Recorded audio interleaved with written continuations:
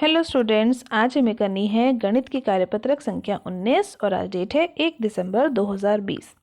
आज की हमारी वर्कशीट का टॉपिक है वर्गमूल का अनुमान लगाना। तो आज की वर्कशीट में हम सीखेंगे कि वर्गमूल का हम किस प्रकार अनुमान लगा सकते हैं। तो चलो स्टार्ट करते हैं आज की वर्कशीट। प्रिया और रिया आपस में बात कर रही हैं। प्रिया कहती है, इस आकृति को देखकर बताओ कि इस आकृति का आकार क्या है रिया को। तो रिया कहती है, वर्गाकार दिखाई देती है परंतु लंबाई और चौड़ाई को मापना होगा। रिया जवाब देती है कि उसको ये आकृति एक वर्ग के आकार की लग रही है, लेकिन उसको इसकी लंबाई और चौड़ाई को मापना होगा, क्योंकि वर्ग आकृति में लंबाई और चौड़ाई दोनों बराबर होती हैं। तो प्रिया कहती है, क्या तुम बिना मापे लंबाई और चौड़ाई बता सकती हो। प्रिया ने रिया से बोल दिया, बहुत ही मुश्किल सवाल पूछ लिया कि तुम्हें नापना भी नहीं है लेकिन फिर भी तुम्हें बताना पड़ेगा कि इसकी आकृति क्या है। तो रिया कहती है नहीं। तो प्रिया उसको जवाब देती है, यदि इस आकृति का क्षेत्रफल 225 वर्ग सेंटीमीटर है तो हम इसका वर्गमूल अनुमान लगाकर निकाल सकते हैं। प्रिया ने रिया को कहा कि अगर मान लेते हैं कि इस आकृति का क्षेत्रफल जो है 225 वर्ग सेंटीमीटर है तो हम इसी संख्या का वर्गमूल, अगर हमें अनुमान निकालना हो तो हम इसी संख्या का वर्गमूल को अनुमान निकाल कर ही बता सकते हैं। तो रिया ने कहा कैसे। तो प्रिया कहती है, आओ मैं तुम्हें समझाती हूँ। तो चलो समझते हैं प्रिया ने रिया को क्या समझाया और कैसे समझाया। प्रिया रिया को समझाती है कि वर्ग का क्षेत्रफल क्या होता है। तो वर्ग का क्षेत्रफल तो आप सभी को भी पता है क्या होता है। भुजा का वर्ग जब हम कर देते हैं, यानी भुजा का स्क्वायर जब हम करते हैं तो हमें वर्ग का क्षेत्रफल मिलता है। तो वर्ग का क्षेत्रफल हमें यहाँ पे क्या दे रखा था, 225 वर्ग सेंटीमीटर। अब ध्यान से देखिए बेटा, यहाँ पर ये जो वर्ग लगा था यानी भुजा की घात 2 लिखी गई थी। अगर इस घात 2 को यहाँ से हटाना हो तो सामने वाली साइड पे यानी 225 पर हमें क्या लगाना पड़ेगा, एक वर्गमूल का निशान। इस तरीके से 225 का ऊपर हमें ये वर्गमूल का निशान को लगाना पड़ेगा। ये निशान आपने देखा था ना लास्ट वर्कशीट में भी। अब हमें क्या करना है, इस 225 का वर्गमूल निकालना है। तो क्या कहती है रिया, क्या कहती है, परंतु 225 का वर्गमूल कैसे निकालेंगे। तो अब प्रिया ने रिया को कैसे सिखाया कि 225 का वर्गमूल कैसे निकालेंगे। उसने सिखाया अनुमान की विधि से, यानी अंदाज़ा लगाने के तरीके से। तो सबसे पहले उसने कहा कि 225 में इकाई के स्थान पे कौन सा अंक है, 5। तो आपने वर्कशीट करी थी ना, जहाँ पर आपने देखा था कि अगर इकाई के स्थान का अंक हमें पता हो, उस संख्या का वर्ग हम निकाल सकते हैं और उसी प्रकार से उसके वर्गमूल के इकाई की संख्या भी हम बता सकते हैं। तो यदि 225 की इकाई के स्थान पे 5 है तो इसका जब वर्गमूल निकाला गया होगा, यानी जब इसका हम वर्गमूल निकालेंगे तो उसकी जो इकाई की संख्या होगी वह भी 5 होगी, क्योंकि 5 का वर्ग ही 5 पर खत्म होता है। अतः वर्गमूल संख्या का इकाई का अंक 5 ही होगा। अब हम ये भी जानते हैं कि 10 का वर्ग क्या होता है, 100, और 20 का वर्ग होता है 400, और 225 इन्हीं दोनों के बीच में आ रही है ना। देखो, 10 के वर्ग के बीच में और 20 के वर्ग के बीच की संख्या है 225। मिली या नहीं 225 इसके बीच में। अब हमने ये भी जान लिया था कि 225 का जब हम वर्गमूल करेंगे तो उसके इकाई का अंक तो 5 होगा। तो यानी जब भी इस संख्या का उत्तर आएगा उसका इकाई का अंक तो 5 होगा। अब इसका दहाई का अंक रह गया कि ये अंक हमें बताना है। तो अब 10 और 20 के बीच में 225 आता है। तो अब 10 और 20 के बीच में ही तो इसका वर्गमूल भी होगा। तो 10 से लेकर 20 तक की गिनती में देखो कौन कौन सी संख्याएं आ रही है जो किस पे ख़त्म होती हैं, जो ख़त्म होगी 5 पे, क्योंकि हमारी जो संख्या है उसकी संख्या के अंत में भी 5 मिल रहा है। तो देखो 10 के बाद कौन सी संख्या आती है, 11, 12, 13, 14, 15, 16, 17, 18 और 19। लेकिन इनमें से सिर्फ 15 ही ऐसी संख्या है जो 5 पर खत्म हो रही है। तो यानी हमारा 225 का वर्गमूल का जो उत्तर है वह क्या बन गया, 15, क्योंकि 5 तो हमें पहले मिल गया था इकाई के अंक का और 1 हमें मिल गया दहाई के स्थान पे। तो हमारी संख्या बन गई, यानी 225 का वर्गमूल कितना आ गया, 15। अब इसी तरीके से प्रिया एक और अंक का वर्गमूल लेना सिखा रही है। कौन से अंक का, 228 का।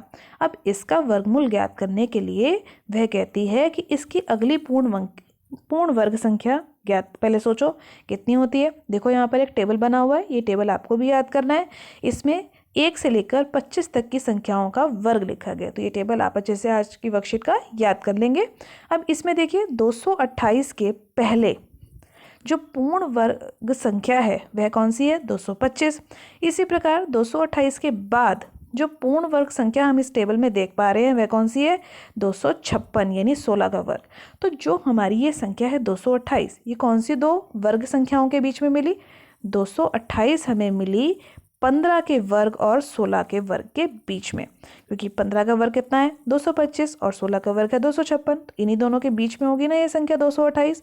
लेकिन 228 जो हमारी संख्या है ये ज़्यादा पास किसके है? 225 के या 256 के? यानी ये पास है ज़्यादा 225 के।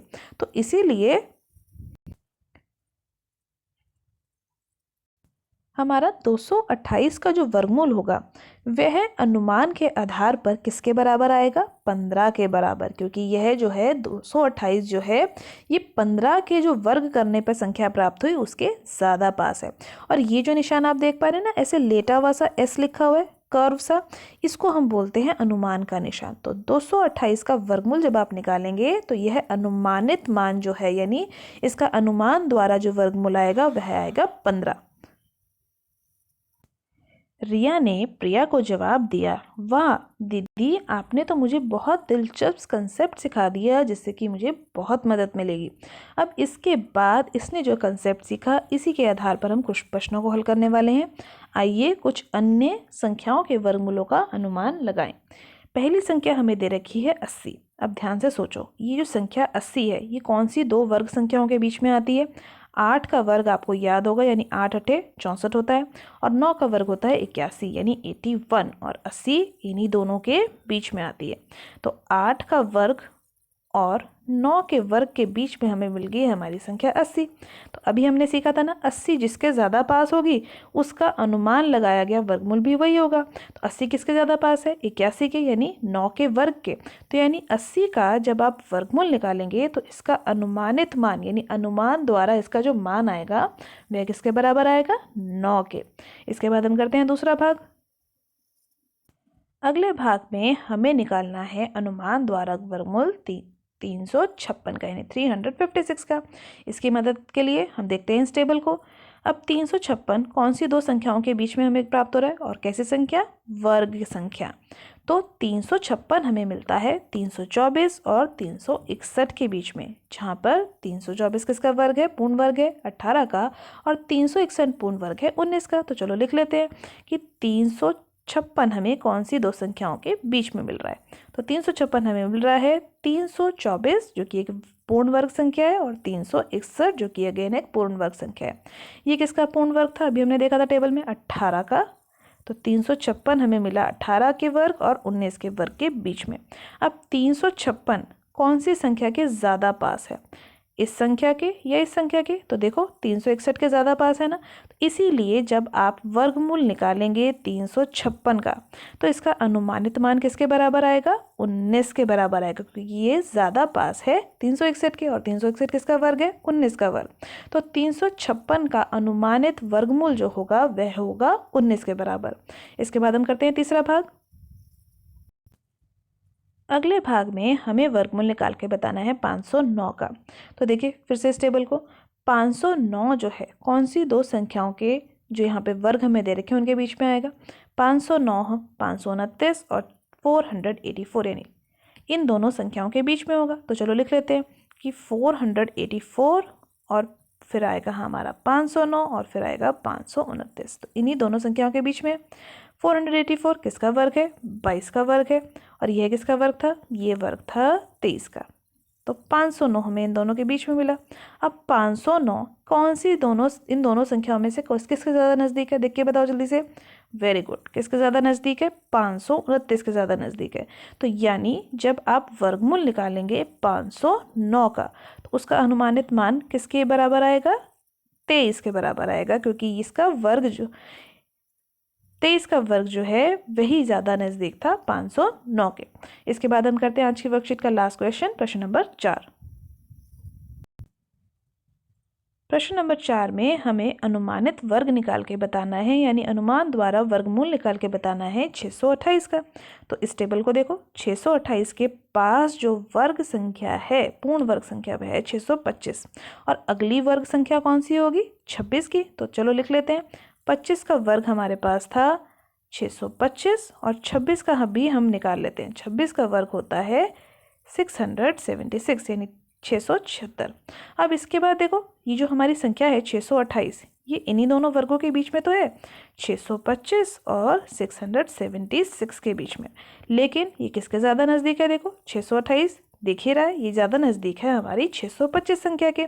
और उसका वर्ग क्या है? उसका वर्ग है 25। तो इसका मतलब जब हम वर्गमूल निकालेंगे हमारी संख्या 628 का, तो इसका अनुमान से द्वारा जो उत्तर आएगा वह उत्तर आएगा 25। तो आज की वर्कशीट में बेटा आपने सीखा कि किस प्रकार हम अनुमान द्वारा वर्गमूल ज्ञात कर सकते हैं संख्याओं का। इन सभी प्रश्नों का अभ्यास कीजिए एनसीईआरटी में, इससे रिलेटेड जो भी और क्वेश्चन है उसकी प्रैक्टिस जरूर कीजिएगा। आज की वर्कशीट की वीडियो अच्छी लगी हो तो अपने फ्रेंड्स के साथ लाइक और शेयर करना मत भूलिएगा। चैनल पर पहली बार आए हैं तो चैनल को सब्सक्राइब कर लीजिए ताकि आपको अगले आने वाली वीडियोज़ की नोटिफिकेशन टाइम से मिल सके। Thank you for watching students.